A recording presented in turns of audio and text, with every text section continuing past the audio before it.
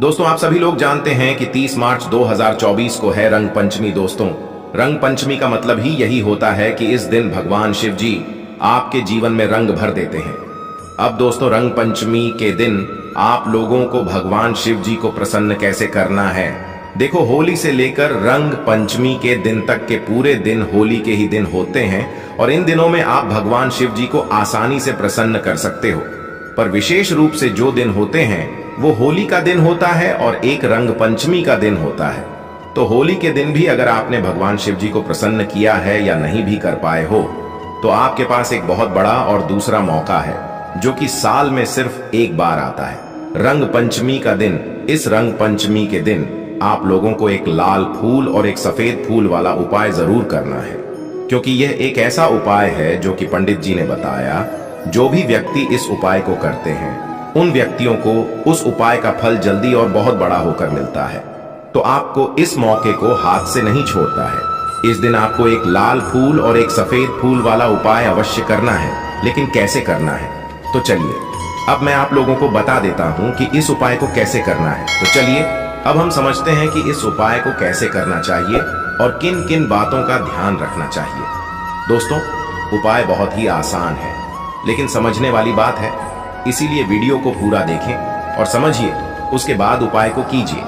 तो सबसे पहले चीज हम लोग समझते हैं कि इस एक लाल फूल और एक सफेद फूल वाले उपाय को कब करना चाहिए।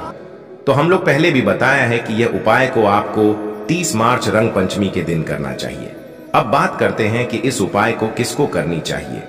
तो देखिए, यह उपाय यदि परिवार का एक सदस्य भी करते हैं तो उसका फल पूरा परिवार को मिलता है। इसलिए आपके परिवार में कोई भी एक मुख्य बड़ा सदस्य ही इस उपाय को करेगा, और यदि इस उपाय को घर की माताएं बहनें करते हैं तो भगवान शिव जी बहुत जल्दी प्रसन्न हो जाते हैं।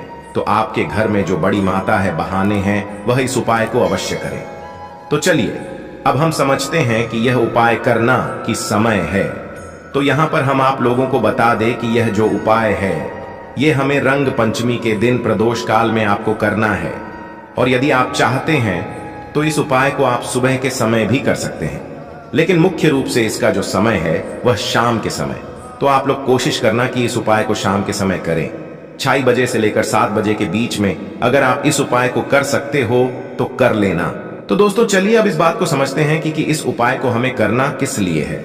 तो हम आपके यहाँ पर बता दें कि इस उपाय को करने के बाद आपके जीवन में बहुत सारी खुशियां आएंगी, आपकी मनोकामनाएं पूर्ण होंगी, आपकी धन की समस्या दूर होगी, आपकी पैसों की समस्या दूर होगी। तो यदि आपके जीवन में भी इस तरह का कोई समस्या चल रहा है, पैसे से जुड़ी हुआ समस्या हो सकता है, मनोकामना से जुड़ा हुआ कोई समस्या हो सकता है, तो उसको खत्म करने के लिए आप इस उपाय को कर सकते हैं। तो ये हो गई इस उपाय को करना क्यों है। अब आप लोगों को बताते हैं कि करना कैसे है, लेकिन उससे पहले आप लोगों को यह जानना आवश्यक है कि इस उपाय में आपको क्या क्या सामग्री लेना है। तो देखिए, उपाय का नाम है एक लाल फूल और एक सफेद फूल वाला उपाय है। तो दोस्तों इस उपाय में कुल मिलाकर 4 सामग्री हमें लगने वाली हैं, जो कि पंडित जी ने खुद सीहोर वाली कथा में बताया है। तो दोस्तों इस उपाय में आप लोगों को सिर्फ 4 सामग्री चाहिए, जिसमें से सबसे पहले सामग्री है एक बेलपत्र, दूसरी चीज है एक शमी पत्र, तीसरी चीज है दोस्तों एक लाल फूल जो उपाय का नाम है। अब ये लाल फूल कौन सा लोगे। देखो, शिवलिंग के ऊपर जो लाल फूल चढ़ता हो उनमें से कोई भी एक लाल फूल पसंद कर लेना, और वो कहीं से तोड़कर या कहीं से खरीद कर लेकर आना। और जो चौथ सामग्री है वह है सफेद फूल। सफेद फूल का विशेष रूप से ध्यान रखना, जो सफेद फूल शिवलिंग पर चढ़ता हो सिर्फ वही सफेद फूल लेकर आना। तो एक एक मात्रा में ही आपको ये चारों सामग्री चाहिए, बेलपत्र, शमी पत्र, लालपुर और सफेद फूल। इन सामग्रियों को आप लोगों को ले लेना है, और लेते समय एक बात का ध्यान रखना है कि जो सामग्री आप ले रहे हैं वह कहीं से भी कटी फटी नहीं होना चाहिए, खंडित नहीं होना चाहिए। तो दोस्तों इन सामग्रियों को जुगाड़ करने के बाद 30 मार्च रंग पंचमी के दिन प्रदोष काल में या सुबह के समय जब भी आप इस उपाय को कर रहे हैं तो इन चारों सामग्री को लेकर मतलब उपाय करने के लिए जा सकते हैं।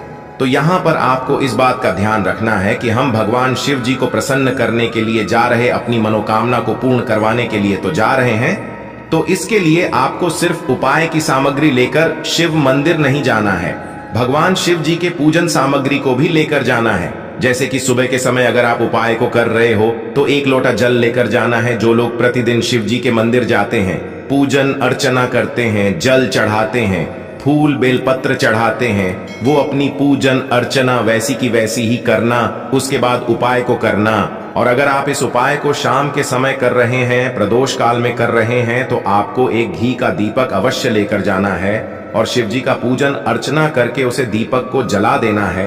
उसके बाद आपको ये वाला उपाय करना है। तो दोस्तों, अगर आप इस उपाय को शाम के समय प्रदोष काल में कर रहे हो तो ये जो दीपक आप लोग लगे वह आटे का दीपक होना चाहिए और उसके अंदर जो डालोगे वह गोल बत्ती होगा और साथ ही साथ शुद्ध देसी गाय का घी आपको उसे दीपक में डाल लेना है। दोस्तों, यहाँ पर आपकी सारी तैयारियां हो चुकी हैं। अब आप लोगों को उपाय करना है, लेकिन कैसे करना है चलिए अब बताते हैं कि यह उपाय आपको करना कैसे है। तो सबसे पहले इस उपाय को करते समय शुद्धता का विशेष रूप से ध्यान रखिएगा। सुबह कर रहे हो तो भाई सुबह तो आपको स्नान करना ही करना है। बाकी शाम को कर रहे हो तो शाम को मात्र हाथ मुंह धोकर भी आप लोग इस वाले उपाय को कर सकते हो। कोई दिक्कत वाली बात नहीं है। उपाय की पूरी सामग्री तैयार करके और पूजन सामग्री लेकर आपको भगवान शिव जी के मंदिर पहुंचना है, जो आपके घर के पास में हो, जहां पर शिवलिंग विराजित हो, शिवालय हो। ठीक है, वहां पर आप लोगों को पहुंचना है। और जैसे ही आप भगवान शिव जी के मंदिर में पहुंचते हो तो पहले आपको भगवान शिव जी की पूजन अर्चना करना है। पूजन अर्चना कैसे करोगे? सुबह के समय गए हो तो 1 लोटा जल वगैरह जो भी पूजन सामग्री लेकर गए हो, उससे पहले पूजन सामग्री आप लोग मतलब पूजन भगवान शिव जी की कर लो। जो व्यक्ति सिर्फ 1 लोटा जल लेकर गए हैं वो शिव जी की शिवलिंग पर मात्र 1 लोटा जल एक धारा से धीरे धीरे करके चढ़ा लो। और यदि आप पूजन सामग्री लेकर आए हो तो पूजन अर्चना कर लो। और यदि आप शाम के समय इस उपाय को कर रहे हो तो जो दीपक आप तैयार करके ले आए हो उसे जलाओ और ध्यान रखना अपने ही माचिस से दीपक को जलाओ। यदि आप इस दीपक को जलाने के लिए किसी और से माचिस लेते हैं तो इस उपाय का फल भी इस व्यक्ति को मिलेगा जिसका माचिस आप लोग ले रहे हैं। तो इस बात का विशेष रूप से ध्यान रखना। उसके बाद आप लोगों को यह उपाय करना है। चलिए बताते हैं कैसे करना है। तो सबसे पहले आप लोग अपनी वह चारों पूजन सामग्री निकाल लीजिए। उपाय की जो सामग्री है वो निकाल लीजिए, ठीक है। और भगवान शिव जी के शिवलिंग के ऊपर एक माता अशोक सुंदरी जी का स्थान देख लीजिए, ठीक है। माता अशोक सुंदरी जी का जो स्थान होता है वो जलाधारी के ऊपर होता है। जलाधारी के बिल्कुल बीचों बीच में होता है। आप लोगों ने देखा भी होगा शिवलिंग की जलाधारी होती है। जलाधारी के बिल्कुल बीचों बीच का जो स्थान होगा वो माता अशोक सुंदरी जी का स्थान होगा, क्योंकि यहीं पर हमें ये उपाय को करना है। सबसे पहली चीज, अब हम उपाय को करना शुरू करते हैं। आप सबसे पहले अपनी एक बेलपत्र उठा लो। एक बेलपत्र को आपको माता अशोक सुंदरी जी वाले स्थान पर सबसे पहले समर्पित करना है। बेलपत्र की डंडी का मुख होगा जलाधारी की तरफ, जहां से जल नीचे गिरता है। उसके बाद में अपनी एक शामी पत्र उठा लो जो आप उपाय के लिए लेकर आए हुए हो। एक शामी पत्र को उठाकर उसकी भी जो डंडी का भाग होगा वो जलाधारी की तरफ करके, जहां से जल बहता है नीचे गिरता है, उस तरफ करके, और पत्ती वाला भाग शिवलिंग की तरफ करके इस शमी पत्र को भी उस बेल पत्र के ऊपर आपको समर्पित कर देना है, ठीक है। समर्पित करने के बाद अब आप ले लो अपना एक लाल फूल जो आप उपाय को करने के लिए लेकर आए हुए हो। इस लाल फूल का जो खिला हुआ भाग होगा, चाहे वो गुलाब का फूल हो चाहे कोई सा फूल जो शिवलिंग पर चढ़ता हो, उस फूल का जो खिला हुआ भाग होगा वो शिवलिंग की तरफ होगा। बाकी जो पीछे का भाग होगा फूल का वो जलाधारी की तरफ, जहां से जल बहता है नीचे गिरता है, उस तरफ होगा। और आखिरी में आपका जो एक सफेद फूल बचा हुआ है ना, इस सफेद फूल को भी आपको लेना है और सफेद फूल का जो खिला हुआ भाग होगा वो शिवलिंग की तरफ होगा, जहां पर शिवलिंग रखा हुआ है उस तरफ होगा, और डंडी का भाग जलाधारी के पीछे की तरफ हो जाएगा। मतलब जो जहां से जल बहता है और नीचे गिरता है, जब आप लोग एक बेलपत्र, एक शमी पत्र और एक लाल फूल, एक सफेद फूल चढ़ा रहे हो, तो उस समय आप लोगों को कांता भगवान या कांता चक्र का नाम लेते हुए ही इस उपाय को करना है और भगवान शिव जी और नारायण जी का स्मरण करते हुए ही इस उपाय को आपको करना है।